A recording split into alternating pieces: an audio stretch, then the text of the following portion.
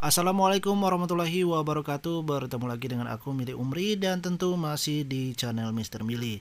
Nah, kali ini aku ada info terbaru terkait penerimaan CPNS tahun 2021 pada hari ini Senin 14 Juni 2021.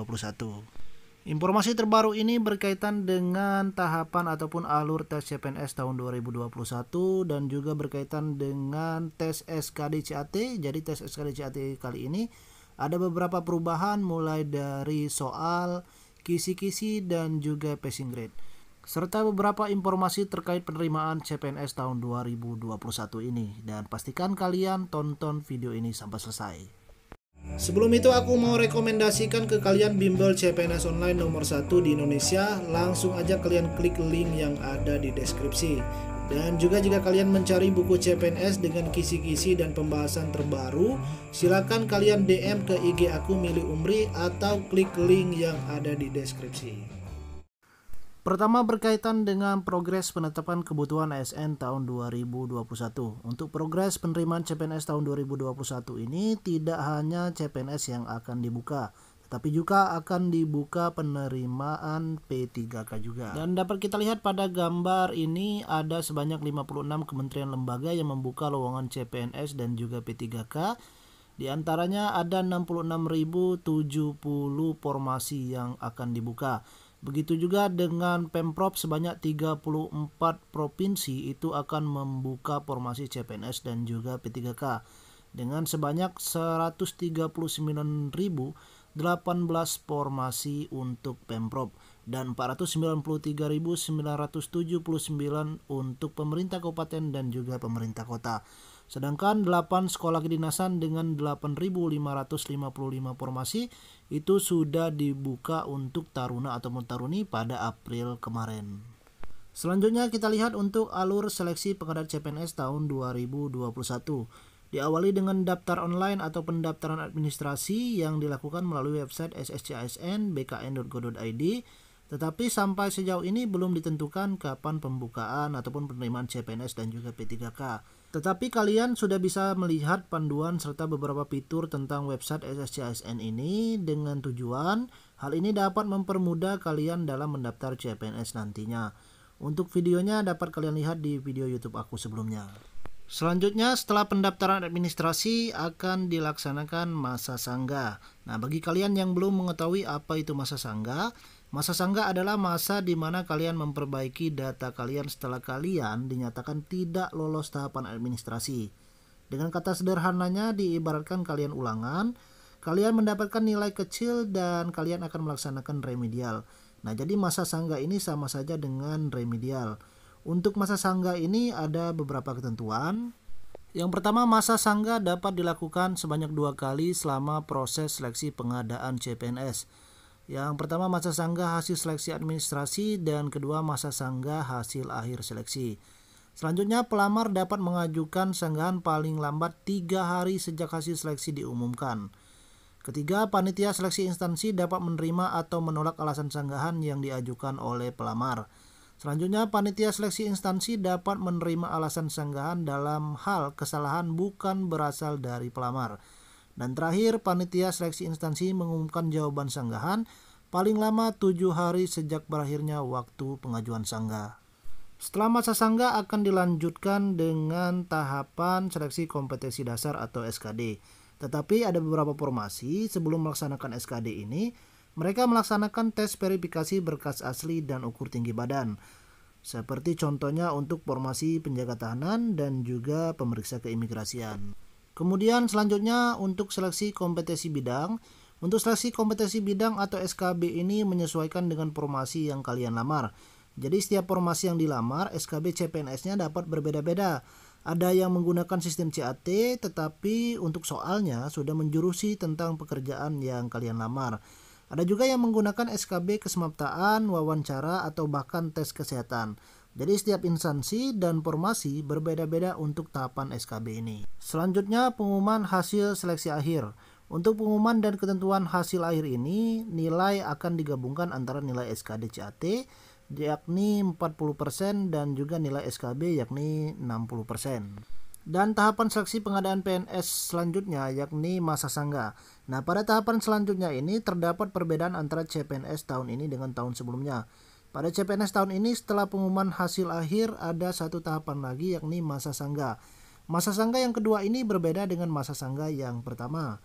Jika pada masa sangga yang pertama tentang perbaikan data jika kalian tidak lolos tahapan administrasi, tetapi pada masa sangga kedua ini kalian akan diberi waktu untuk menyanggah hasil akhir kalian jika kalian merasa tidak puas atau nilai kalian tidak sesuai dengan yang semestinya. Jadi jangan khawatir, CPNS ini transparan. Mulai dari tahapan tesnya, pemberian nilai, semuanya akan dipublikasikan oleh masing-masing instansi dan juga formasi yang kalian lamar secara terbuka. Dan terakhir dari seleksi ataupun tahapan pengadaan CPNS tahun 2021 ini yakni pengangkatan menjadi calon CPNS. Selanjutnya ketentuan berkaitan dengan tes SKD CAT CPNS tahun 2021 dan hal ini berdasarkan Permenpan RB nomor 27 tahun 2021. Pada SKD CAT CPNS tahun 2021 ini mengalami sedikit perubahan. Dapat kita lihat pada gambar berikut ini. Pertama, untuk sistem SKD CAT masih menggunakan sistem CAT BKN. Kedua, materi yang diujikan pada tahapan SKD CAT tahun 2021 ini meliputi tes wawasan kebangsaan yang terdiri dari materi nasionalisme, integritas, bela negara, dan juga pilar negara yang diantaranya ada UUD 45, Pancasila, Bhinneka Tunggal Ika, dan juga NKRI. Dan kalau kita lihat pada kisi-kisi tes TWK ini tidak ada soal bahasa Indonesia yang nanti akan diujikan. Selanjutnya untuk tes intelijensi umum, kisi-kisi materi yang nanti akan diujikan ada 3. Yang pertama kemampuan verbal yang terdiri dari analogi, silogisme, dan juga analitis. Kemampuan numerik yang terdiri dari berhitung, deret angka, perbandingan kuantitatif, dan juga soal cerita. Dan ketiga kemampuan figural atau berkaitan dengan gambar yang meliputi analogi gambar, ketidaksamaan gambar, dan juga serial gambar. Untuk kisi-kisi TIU ini tidak ada lagi soal sinonim ataupun antonim. Dan terakhir tes karakteristik pribadi yang terdiri dari pelayanan publik, jejaring kerja, sosial budaya, teknologi dan informasi komunikasi, profesionalisme, dan juga anti radikalisme. Untuk tahun ini pada tes TKP akan ada penambahan soal tentang anti radikalisme. Untuk materi terkait anti radikalisme ini berkaitan dengan materi pilihan negara dan materi-materi lainnya, bisa juga kalian lihat di YouTube aku sudah aku buat rangkuman materi-materi tersebut dari masing-masing kisi-kisi. Jadi silakan kalian tonton. Berikutnya untuk tes SKD CAT tahun ini akan ditambah jumlah soalnya yang semula 100 soal menjadi 110 soal. Dikarenakan ada penambahan 10 soal tentang anti radikalisme pada kategori soal TKP. Dan waktu pengerjaannya dilaksanakan dalam waktu 100 menit. Untuk jumlah SKD CAT atau jumlah soal tahun 2021 ini adalah TWK sebanyak 30 soal, TIU 35 soal, dan TKP sebanyak 45 soal. Untuk passing grade tahun ini belum ada info lebih lanjut apakah masih tetap menggunakan SKD tahun 2019 atau ada perubahan. Tetapi kalau menurut prediksi aku, bakalan ada yang berubah untuk passing grade tahun ini, dikarenakan ada penambahan soal pada TKP. Otomatis untuk passing grade TKP akan mengalami perubahan pastinya, dan pastinya akan mengalami penambahan poin. Selanjutnya terkait persyaratan CPNS masih sama dengan tahun-tahun sebelumnya, yakni untuk batas usia paling rendah 18 tahun dan paling tinggi itu 35 tahun pada saat melamar. Dan juga ada beberapa persyaratan-persyaratan lainnya.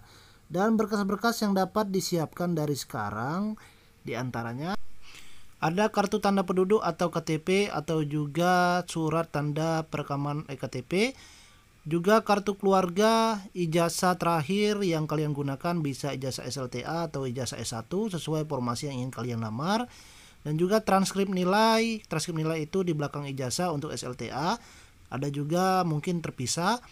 Dan juga untuk pas foto dan terakhir dokumen lain sesuai dengan persyaratan instansi. Untuk poin nomor 6 ini tergantung dari instansi dan formasi yang kalian ikuti. Biasanya ada beberapa persyaratan tambahan tergantung dari formasi dan instansi yang kalian lamar. Untuk seperti contohnya untuk Polsuspas itu nanti ada persyaratan tambahan seperti surat lamaran dan juga surat pernyataan. Mungkin ada formasi dari CPNS tahun ini itu mewajibkan kalian untuk menggunakan STR atau mewajibkan kalian harus ada sertifikat bela diri atau mungkin harus ada sertifikat lain-lainnya. Jadi tergantung formasi dan instansi yang kalian lamar untuk poin yang nomor 6 ini.